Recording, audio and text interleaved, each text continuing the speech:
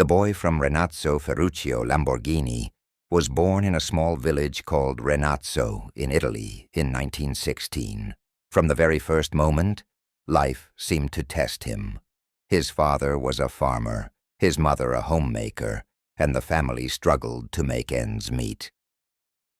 Imagine the cold winters, the endless fields, the hard work from dawn to dusk, and the young Ferruccio dreaming of machines far beyond his reach. From the age of 10, he was fascinated by engines, tractors, trucks, anything that moved. He studied them, touched them, and imagined improving them. But every day the weight of poverty reminded him that dreams were dangerous, almost impossible. "You will stay in the village," people said. "Your hands are for the soil, not machines." Yet something inside Ferruccio refused to accept limits.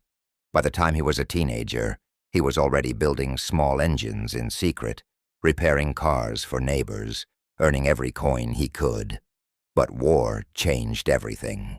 World War II came, and Ferruccio, barely an adult, had to join the Italian army. He faced hunger, fear, and the constant threat of death. One day, during a harsh winter mission, his unit was trapped, surrounded by enemy forces. Cold, hungry, scared, Ferruccio saw how life could end in a moment. In that terrifying night, he made a promise to himself. If he survived, he would create something unforgettable, something that would make the world notice him. When the war ended, Ferruccio returned home to a country in ruins. Factories destroyed, roads empty, and people hopeless. Most young men would have given up, but Ferruccio saw an opportunity. The need for tractors, for machines to rebuild Italy, was immense. He opened a small workshop in his village. Every day he worked from sunrise to sunset, his hands covered in grease, his heart full of fire. He knew the odds were against him.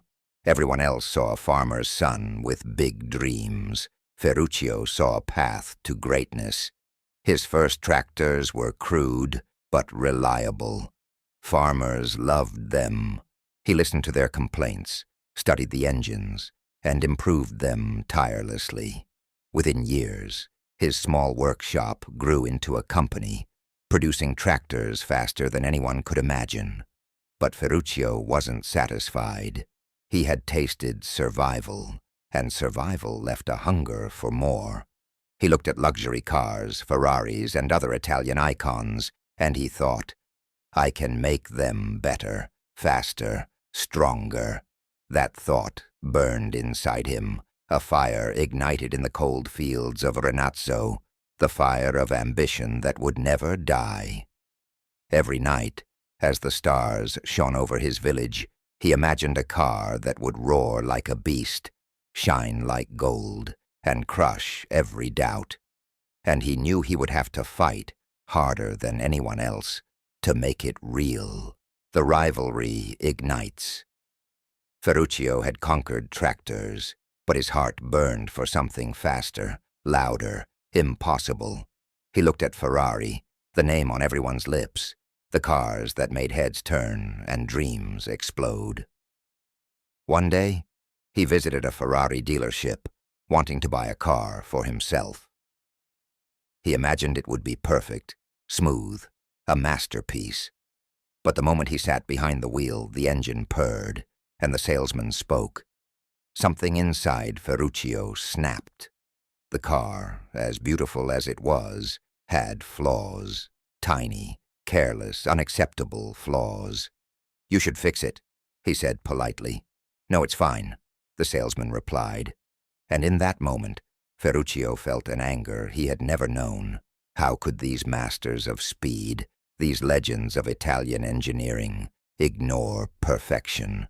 He left the dealership that day, not with admiration, but with determination. "If they won't build the perfect car, I will," he whispered to himself. That night, he drew sketches in his small office, his hands trembling from excitement and rage. Engines, frames, aerodynamics, Every detail had to be flawless. People laughed at him. "Tractor man wants to fight Ferrari? Impossible," they said. But Ferruccio had survived hunger, war, and poverty. He was not afraid of impossible. He gathered a small team of engineers who shared his obsession, people who would not compromise. They worked night and day, fueled by coffee, oil, and dreams.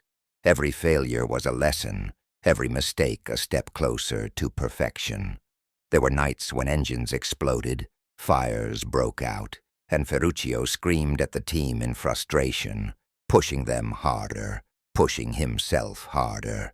He didn't just want a fast car. He wanted a car that demanded respect, a car that roared like a lion and burned the memory of every Ferrari he had ever seen.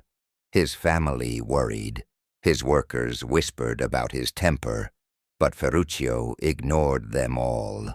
The world had tried to limit him once. He would never allow it again. Years passed.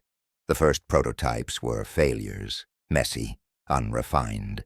Investors left, friends doubted. Even he sometimes questioned if his dream was madness. But one morning, after a sleepless night of redesigning the engine, he heard it.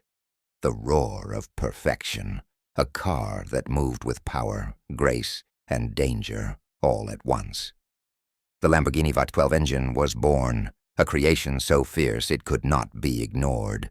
When he took it on the roads of Modena, people stopped, stared, and whispered, "Who built that? Who dares?" Ferruccio knew in that instant. He had entered a war he would win. But the war was not only with Ferrari, it was within him. Every day he battled his own fears, fear of failure, fear of ridicule, fear that even this machine, his masterpiece, could fall short. Every test drive was a battle, every curve a challenge to his genius. Yet in the roar of the engine, in the trembling of the wheels under his hands, Ferruccio felt alive, unstoppable, a man who had conquered death, poverty, and doubt. But victory demanded sacrifice. His marriage, friendships, and moments of peace vanished into the engine smoke. He became obsessed, feared, even hated by some. And yet, when the first Lamborghini rolled onto the streets, it was more than a car. It was a declaration. A farmer's son from Renazzo had dared to challenge the gods of speed, and he had not bowed. The world had to notice him now, and there was no turning back. The peak of ambition, Ferruccio Lamborghini had done the impossible. From a tractor workshop in a tiny village to the roar of a V12 engine echoing through the streets of Italy, he was no longer just a man. He was a legend in the making. But legends carry heavy burdens, and Ferruccio's life became a storm of triumph and torment. Every new model of Lamborghini demanded perfection, and perfection demanded sacrifice. Nights blended into mornings, meetings stretched into arguments, and the factory was alive with the smell of oil, metal, and tension. He pushed his engineers to limits they didn't know they had, and sometimes even beyond.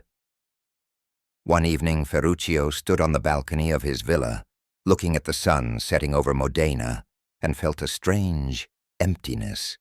The cars were faster, more beautiful, more dangerous than anything anyone had seen. Yet he wondered, had he lost himself in the process? His family whispered that he was consumed by machines, that he laughed less, smiled less, and that joy had fled his home. But Ferruccio barely noticed. The roar of an engine was sweeter than any voice. The first Lamborghini Miura stunned the world. It was not just a car. It was a declaration of audacity. People called it the first supercar, a machine that redefined speed and style. Celebrities, royalty, and car enthusiasts begged to see it, touch it, own it. Ferruccio walked among them with pride, but also with the fire of a man who knew that greatness was fragile. Every new model, every new challenge, reminded him that the world would never wait. He experimented with aerodynamics, materials, and power like a scientist possessed. Some nights, he would sneak into the factory alone, sit in a prototype, and drive it silently on the empty roads, feeling the pulse of the engine like a living heartbeat. But ambition has a price. Competitors tried to copy, investors pressed for profit, and rivals laughed at his obsession. Ferrari, still his nemesis, watched every move with suspicion and envy. Yet Ferruccio felt no fear. He had survived war, poverty, and doubt. What was a rival compared to the fire that had carried him this far? The factory became a battlefield of innovation. Sparks flew, tools clanged, engines roared, and Ferruccio ruled with an iron will. He hired the best engineers from across Italy, men who shared his vision, but not always his temper. He argued with them, shouted, demanded more, but in those arguments, masterpieces were born. And then came the financial pressures. The cost of perfection was enormous. He poured every coin he earned back into the machines, into research, into the dream. Friends disappeared, investors doubted, yet the cars continued to evolve, each more breathtaking than the last. By the mid-1960s, Lamborghini had not only challenged Ferrari, but redefined the meaning of luxury, power, and prestige. Every car was a promise of adrenaline, a symphony of mechanics and art, a statement that one man from a tiny Italian village could shake the world. And still, Ferruccio wondered if it was enough. The roar of engines filled his ears, but sometimes, in the quiet moments before dawn, he felt the echo of emptiness. What is greatness if it consumes the soul? Yet he did not stop. He could not stop. He had a dream, and dreams demand courage, obsession, and sacrifice.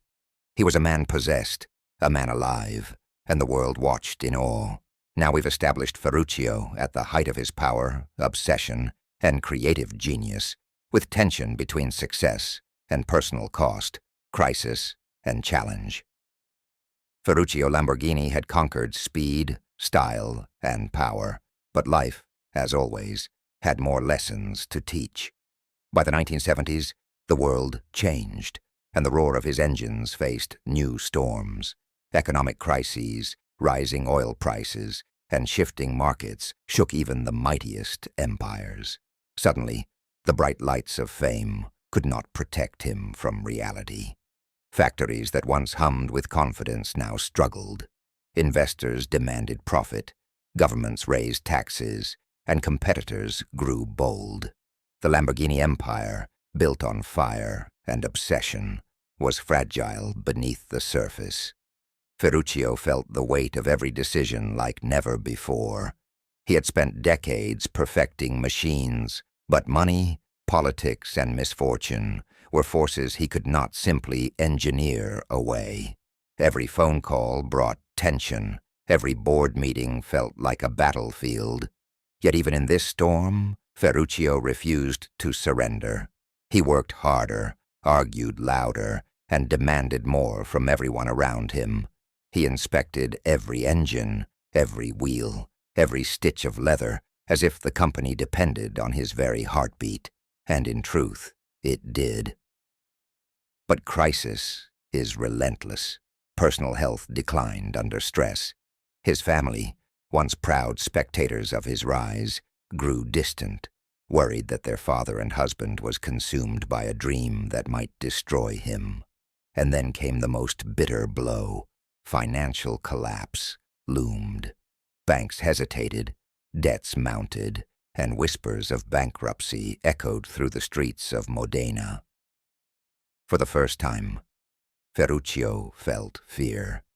Not of failure, not of rivals, not of critics, but fear that all he had fought for, all the blood, sweat, and fire of his life, could vanish. Yet even in the darkest nights, Ferruccio's mind raced with solutions. He refused to accept defeat. He remembered the boy in Renazzo, cold, hungry, desperate, who had survived war and poverty. That boy had promised to leave a mark on the world. Now, decades later, that promise carried him forward. He negotiated, argued, and strategized with unmatched ferocity, sometimes sleeping in the factory itself, surrounded by engines that reminded him why he could never quit. And slowly, inch by inch, he regained control. The company stabilized, though scars remained. The crisis left Ferruccio changed, hardened, but wiser. He understood that greatness is never permanent, that even legends must fight to survive. And in that struggle he discovered something new. Passion alone is not enough.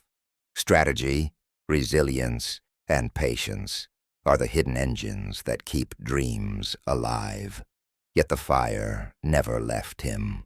Even after the darkest nights, when the factory was quiet and the city slept, he would walk among his cars, run his hands over polished hoods, listen to engines roar to life, and remember why he began. The world had tried to limit him once, with poverty and war. Now it tried with economics and misfortune. And once again, Ferruccio proved that he was unstoppable. But he also learned the cost. Obsession can elevate, but it can also isolate. Triumph tastes sweet, yet fear lingers like a shadow. And so, as he stared at the stars over Modena, surrounded by the machines of his life, Ferruccio Lamborghini understood that the greatest challenge is not building a car or a company. It is building a life worth racing for. We've now reached the crisis and emotional growth phase, showing both struggle and resilience, legacy and triumph. Ferruccio Lamborghini had lived a life few could imagine, a life that began in the dirt of Renazzo and ended in the roar of engines that would echo through history. After decades of struggle, obsession, and sacrifice, the world finally recognized him not just as a car maker, but as a visionary, a man who turned impossible dreams into reality. The supercars he created were more than machines. They were symbols of courage, passion, and relentless determination. Everywhere his name appeared, it carried weight. People who once doubted him now marveled at his genius. Yet Ferruccio understood something most legends never learn. Fame is fleeting, but legacy is eternal. He watched young engineers, wide-eyed, touching the wheels and panels of his creations, dreaming the same impossible dreams he once had. And in their eyes, he saw the boy from Renazzo again, hungry, fearless, unstoppable. In his later years, Ferruccio slowed, but he never stopped dreaming. He traveled the world, met royalty, celebrities, and fellow innovators, yet his pride never came from applause or admiration. His pride came from the knowledge that he had never surrendered, that he had fought for every inch of greatness. Every car that left his factory was a testament to human ambition, to the power of resilience, and to the courage of one man who refused to accept limits. He often recalled the night during the war, trapped in snow and fear, when he had promised himself he would leave a mark on the world. That promise had carried him through hunger, loss, ridicule, rivalry, and near collapse. And now, decades later, it was fulfilled in the most magnificent way. Yet the greatest triumph was not in the cars, not in the factories, not even in the roar of his engines. It was in the spirit he inspired. Ferruccio showed the world that beginnings do not define endings, that poverty and doubt are not stronger than vision and courage, that obsession, when guided by passion, can produce beauty that transcends time. As he stood one last time in his factory, surrounded by the hum of engines and the smell of oil, he felt a peace he had never known in the chaos of ambition. He had lived fully, fiercely, without compromise. The Lamborghini name once a dream scribbled in secret sketches, now belonged to history. And in that legacy, Ferruccio Lamborghini had found immortality. He passed away in 1993, but the roar of his V12 engines continues to echo across racetracks, highways, and the hearts of dreamers everywhere. From a farmer's son to the master of supercars, Ferruccio Lamborghini's life was a testament to what can be achieved when courage meets obsession, when vision meets perseverance, and when a man refuses to let the world tell him no.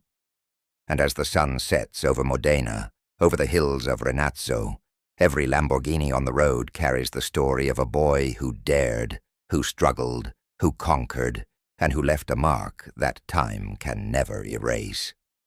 He had lived, he had fought, and in doing so, he had achieved something every dreamer seeks, a life worth racing for.